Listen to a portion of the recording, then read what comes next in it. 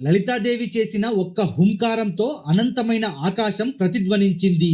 ఆ ధ్వని నాదం నుండి 6 కోట్ల మంది యోగినీలు, 6 కోట్ల మంది భైరవులు ఏకకాలంలో ప్రత్యక్షమయ్యారు. ఇప్పుడు ఆదిపరాశక్తి శ్రీ లలితా త్రిపురా సుందరి ఆధీనంలో సంపూర్ణమైన శక్తిసేన యుద్ధానికి సిద్ధమైంది. ధర్మాదుడు తన రాక్షస సైన్యంతో కలిసి శక్తిసేనలపై భీకరమైన దాడిని ప్రారంభించారు. కానీ సంపత్కరీ దేవి తన గజ దళంతో ముందుకు సాగి ధర్మాదుడిని మరియు అతని దళాన్ని సంహరించింది. ఈ ఓటమితో ఉక్కిరిబిక్కిరి అయిన బండాసురుడు కోపంతో తన మరొక సేనాధిపతి కురుండుడిని 20 అక్షోహిణీల సైన్యంతో పంపించాడు. ఈసారి అశ్వరూఢాదేవి ముందుకు వచ్చి ఆమె తన అపరాజిత అశ్వదళంతో వీరోచితంగా పోరాడి కురుండుడి రాక్షస సైన్యాన్ని ధ్వంసం చేసింది. చివరిగా అంకుశంతో కురుండుడిని పొడిచి చంపేసింది. ఈసారి బండాసురుడు తన 5 రహస్య సేనాధిపతులకు 100 అక్షోహిణీల సైన్యాన్ని అప్పగించి సర్పిణి అనే ఘోరమైన మాయను ప్రయోగించాడు. ఆ మాయా ప్రభావంతో రణభూమిలో లక్షలాది విషసర్పాలు ఉద్భవించాయి. ఈ సర్పాలు శక్తిసేనలను కాటువేస్తూ విలయతాండవం చేశాయి. ఒక సర్పం చనిపోతే దాని నుండి వందలాది కొత్త సర్పాలు పుట్టుకొచ్చి శక్తిసేనని పూర్తిగా ఉక్కిరిబిక్కిరి చేశాయి. ఈ సంక్షోభ సమయంలో జగన్మాత లలితాదేవి తన దవడల నుండి నకలేశ్వరి దేవిని ఆవిర్భవింపజేసింది. తన నోటిని తెరిచి ఒక అద్భుతం చేసింది.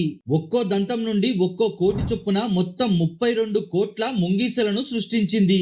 ఈ ముంగీసల సైన్యం సర్పమాయను వేటాడి సర్వనాశనం చేసింది.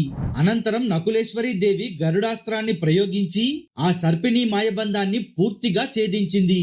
మాయ విచ్ఛిన్నమైన తర్వాత ఆమె తన పట్టిసం అనే ఆయుధంతో ఆ 5 మాయావి సేనాధిపతులను సంహరించింది. ఈసారి బండాసురుడు తన ప్రధాన సేనాధిపతుల్లో ఒకడైన వారాహకుడిని పంపాడు. వారాహకుడు తనతో పాటు మరో 7 ప్రత్యేక యోధులను తీసుకెళ్లాడు. ఈ 7కి ఒక అద్భుతమైన వరం ఉంది. యుద్ధభూమిలో వారి కంటి చూపు ఎవరిపై పడితే వారు క్షణంలో మిరుమిట్లు గొలిపి స్తంభించిపోతారు. ఆ కాంతి తాకిడికి శక్తిసేనల కళ్ళు మిరుమిట్లు గొలిపి కదలలేని స్థితిలో నిలిచిపోయారు. ఆ పరిస్థితిని చూసిన వారాహీదేవి తక్షణమే తన అంగరక్షకురాలైన తిరస్కరిణీ దేవిని ఆజ్ఞాపించింది. తిరస్కరిణీ దేవి తమోలిప్త అనే చీకటి రథంపై దాడి చేస్తూ అందాస్త్రాన్ని ప్రయోగించింది. వారి సూర్యదృష్టి శక్తి పూర్తిగా అదృశ్యమైంది. తిరస్కరిణీ దేవి ఈసారి అందము అనే మరొక మాయా అస్త్రాన్ని ప్రయోగించి ఆ 7 ప్రత్యేక యోధులను మైమరుపు మరియు మోహాంధకార స్థితిలోకి నెట్టింది. ఆ సమయంలో తిరస్కరిణీ దేవి ముందుకు వచ్చి తన ఖడ్గంతో వారి తలలను ఒక్కొక్కటిగా నరికింది.